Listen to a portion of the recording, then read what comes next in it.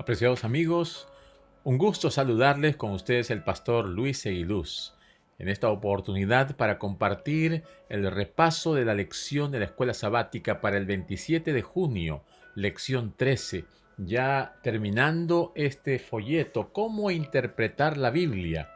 Y la lección para esta semana se titula Cómo vivir de acuerdo con la palabra de Dios. Ya hemos pasado todo un trimestre estudiando cómo interpretar la Biblia, cómo utilizar la palabra de Dios como su propio intérprete, cómo utilizar el método historicista para interpretar las profecías, cómo pedir la unción del Espíritu Santo, cómo orar, cómo pedirle a Dios que nos ilumine y todas estas cosas valiosas, importantes. Pero ahora algo todavía más importante, cómo vivir de acuerdo con esa palabra que Dios nos ha dejado y que es importante para ponerla en práctica, algo valioso, algo que es necesario que cada uno de nosotros tengamos presente, porque de nada pues vale que nosotros estudiemos la Biblia y que nunca la pongamos en práctica o solamente aquellas partes que nos convienen.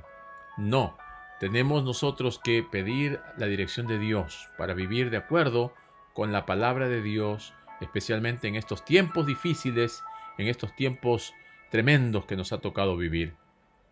El versículo para esta semana se encuentra en el libro de Santiago, capítulo 1, versículo 22, que dice: Pero sed hacedores de la palabra y no tan solamente oidores, engañándoos a vosotros mismos. Querido Padre, queremos, Señor, que tú bendigas este repaso de la lección y que tú nos ayudes a entender cuál es tu voluntad para nuestras vidas, que podamos ser hacedores de la palabra, no solamente oidores, porque si no, de esta manera nos engañamos y no queremos vivir engañados, no queremos vivir, Señor, con una experiencia cristiana que no es genuina. Ayúdanos, Padre, en el nombre de Jesús. Amén. Muy bien, mis estimados amigos y hermanos, ¿cómo podemos nosotros ser hacedores de la palabra y no solamente meros oidores o no solamente personas que leen la Biblia pero que no la ponen en práctica? Para esto, la lección de esta semana nos dice que debemos vivir lo que predicamos. De nada nos sirve, dice, si estudiamos, aprendemos, pero no lo practicamos. Entonces, la obediencia a la palabra no está siendo su objetivo principal. Pero recordemos, si nosotros somos obedientes a la palabra va a realizar en nosotros un proceso de transformación. La obediencia transforma la vida. Si no cumplimos con la palabra de Dios, no creceremos, nos quedaremos estancados. Y el Señor quiere que nosotros crezcamos, que busquemos que alcanzar la estatura de Cristo. Vivimos y crecemos en gracia y sabiduría cuando tenemos modelos inspiradores, y nuestro más excelso, nuestro principal modelo es Jesucristo, y a Él tenemos que imitar. Jesús vino a darnos ejemplo. Él mismo dijo: porque ejemplo os he dado, para que así como yo he hecho, vosotros también hagáis. Y si seguimos a Jesús de cerca, si imitamos a Jesús, entonces nuestra vida va a estar de acuerdo con los principios de la palabra de Dios. Luego, encontramos que la Biblia tiene que ser dirigida por el Espíritu Santo, porque el Espíritu Santo fue quien inspiró la palabra de Dios. Y la palabra viva de Dios está a través del poder del Espíritu Santo. Tenemos que utilizar un método apropiado de estudio. Recordemos que cuando nosotros oramos y pedimos la presencia del Espíritu Santo, el Espíritu Santo está siempre listo para socorrernos, para ayudarnos. Y también tenemos nosotros que tener un corazón dispuesto a aceptar la voluntad de Dios, a aceptar las indicaciones que Dios nos da en su palabra y decirle al Señor que estamos dispuestos a obedecer, pero que el Señor nos muestre qué es la verdad, cuál es la verdad. El camino correcto, el Señor nos lo va a poner allí delante de nosotros. Solamente tenemos que ir con un corazón dispuesto y un corazón contrito, que esté dispuesto a aceptar la palabra y a ponerla en práctica. Entonces, Tenemos que poner en práctica lo que vamos aprendiendo. No es como cuando uno va a la escuela, cuando uno va a la universidad y le van enseñando ciertas cosas y uno tiene que aplicarlas, porque de nada sirve que uno vaya a clases y no lo aplique. Igual sucede en la vida. Tenemos que aplicar aquello que vamos aprendiendo. Que la palabra de Dios nos domine a nosotros y no que nosotros estemos dirigiendo, controlando y haciendo las cosas de acuerdo a nuestros propios intereses. Tenemos que pedir que la Biblia nos cambie y que nosotros podamos someternos a ella. Dios nos va a dar la sabiduría por medio del Espíritu Santo para poder continuar cada día creciendo en gracia. Dios utiliza el Espíritu Santo y el Espíritu Santo nos utiliza a nosotros. O sea, el Espíritu Santo va a guiarnos a nosotros, nos va a guiar a la verdad. Trae la verdad a nuestra atención, nos hace abrir los ojos a esas nuevas verdades que tal vez no conocíamos. Y aquellas que hemos olvidado, podremos nosotros recordarlas, porque también somos muy rápidos para olvidar las cosas de Dios. La Biblia se explica por el Espíritu Santo. El Espíritu Santo es quien nos va a ayudar a entender pasajes difíciles, pasajes complicados o pasajes con poca información. Entonces el Espíritu Santo nos va a guiar a encontrar información adicional o hacer un estudio más profundo. Porque las cosas espirituales se tienen que interpretar espiritualmente. 1 Corintios 2, 13 y 14 dice: y nosotros, ¿no?, lo cual también hablamos, no os hablamos no con palabras enseñadas por sabiduría humana, sino con las que enseña el Espíritu, acomodando lo espiritual a lo espiritual. Pero el hombre natural no percibe las cosas que son del Espíritu, porque para él son locura, y no las puede entender, porque las cosas espirituales se han de discernir espiritualmente. Así que si nosotros somos espirituales, Dios nos va a guiar, Dios nos va a conducir, Dios va a permitir que nuestra mente se espacie en las cosas espirituales. Y el Espíritu Santo va a impresionar, Él nos va a hablar. Y entonces tenemos que estar atentos para escuchar la voz del Espíritu Santo. Cada mañana debemos alimentarnos de la palabra de Dios. Cada mañana debemos invocar la dirección, la conducción del Espíritu Santo en nuestra vida.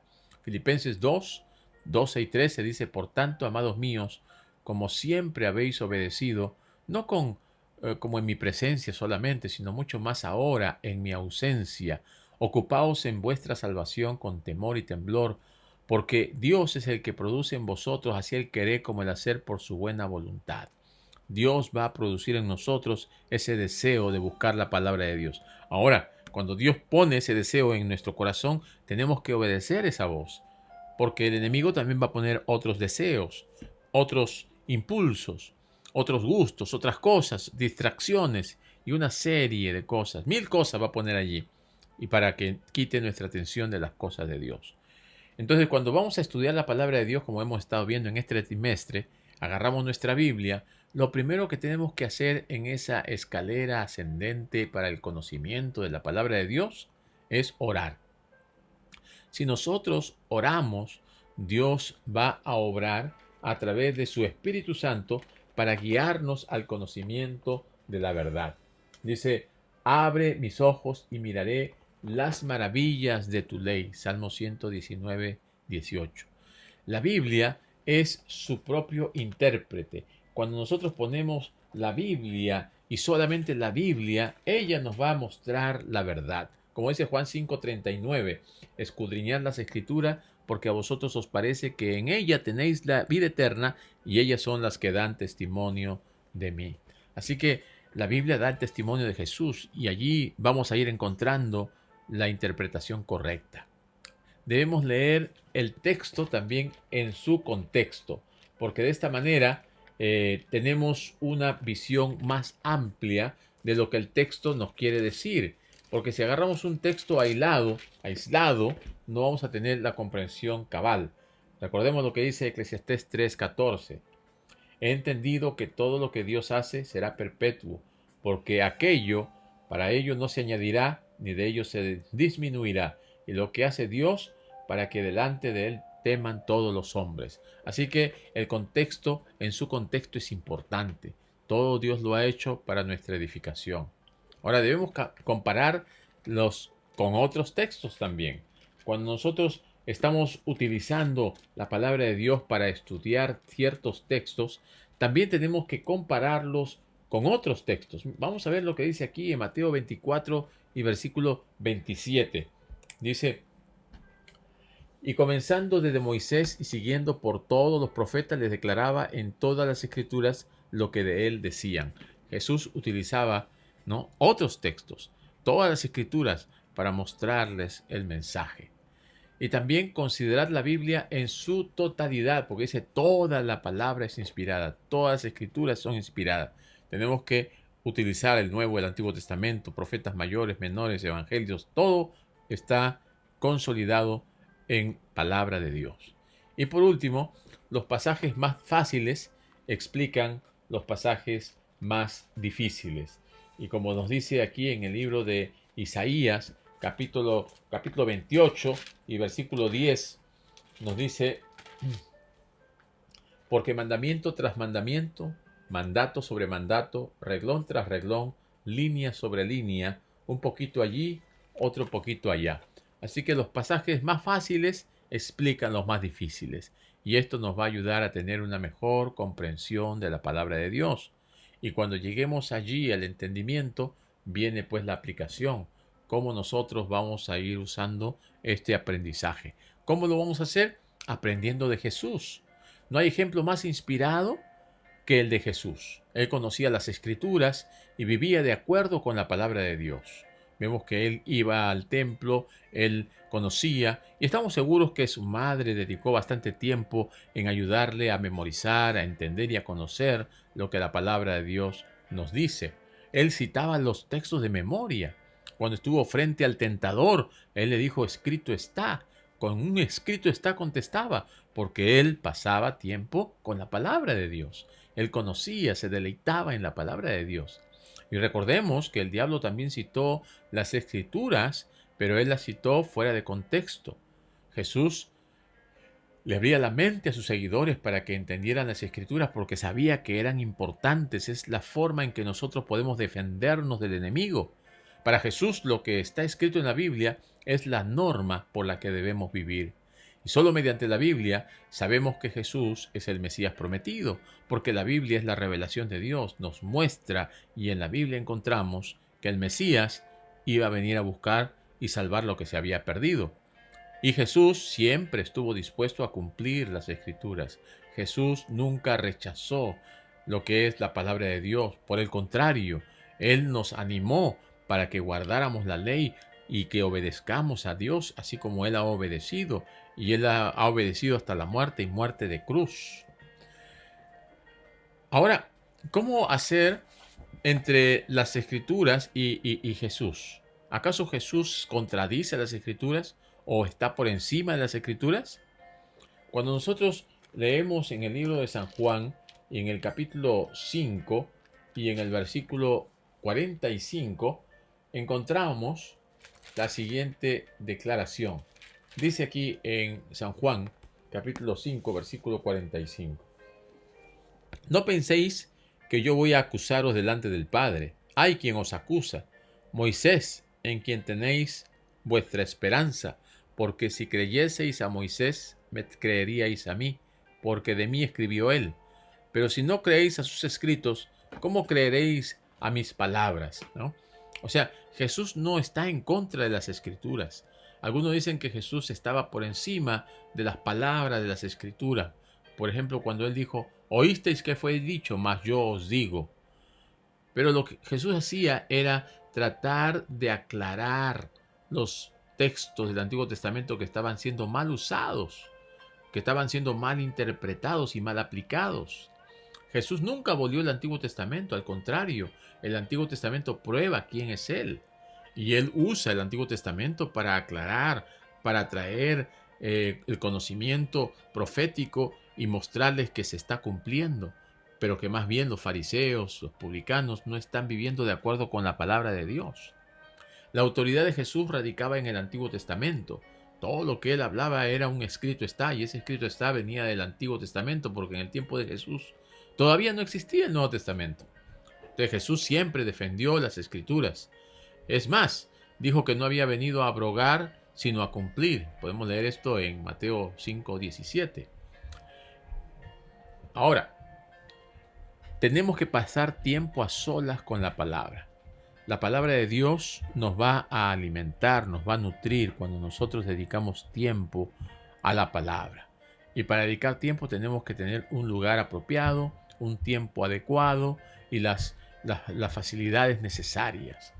Ahora sabemos que estamos viviendo en una época agitada, llena de estrés, compromisos, llamadas telefónicas, reuniones, juntas, citas, salir a las compras, el auto, se malogró algo aquí, allá. Entonces estamos en una vida de tanto ajetreo, dedicamos muchas horas al trabajo y cada vez queremos trabajar más y más, nos endeudamos y estamos comprometidos por un lado y por otro lado.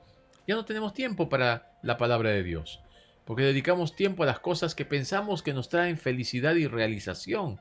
Viajes, compromisos, trabajo, dinero. Y estas cosas nos absorben el tiempo, nos quitan el tiempo. No tenemos tiempo de calidad con el Señor.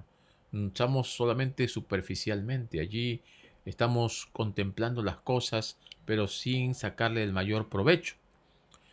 ¿Cómo puede hablarnos el Espíritu Santo si no hacemos una pausa para escuchar? Estamos leyendo rápido, estamos avanzando rápido, pero no, tenemos que hacer una pausa. Tenemos que tener tiempo para la lectura y tiempo para la oración. Tiempo para hablar, tiempo para escuchar. Tenemos que ser más creativos también para hallar tiempo de calidad, ¿no? Creativos, hacerlo en el parque, hacerlo en una habitación que esté tranquila, o cuando estén durmiendo, o cuando hayan salido, qué sé yo. Hacer algo diferente para crear expectativa. Tenemos que dedicar tiempo para la lectura y para la oración y de estar conectados con el Señor. Y esto nos va a hacer más y más semejantes a Él, porque estamos contemplándolo. Elena White dice que cuando contemplamos al Señor, somos transformados a su semejanza. También ya en el Antiguo Testamento había una escuela de los profetas donde ellos hacían muchas cosas manuales y contacto con la naturaleza y también el canto. Descubrieron que el canto era un factor importante para la memorización y podía uno memorizar largas porciones de la Biblia si le ponían música. Los cantos, las dramatizaciones ayudan a que uno pueda utilizar su capacidad de memorización. El Señor dice que nosotros debemos estudiar, escudriñar. En el Salmo 119 dice: en mi corazón he guardado tus dichos para no pecar contra ti.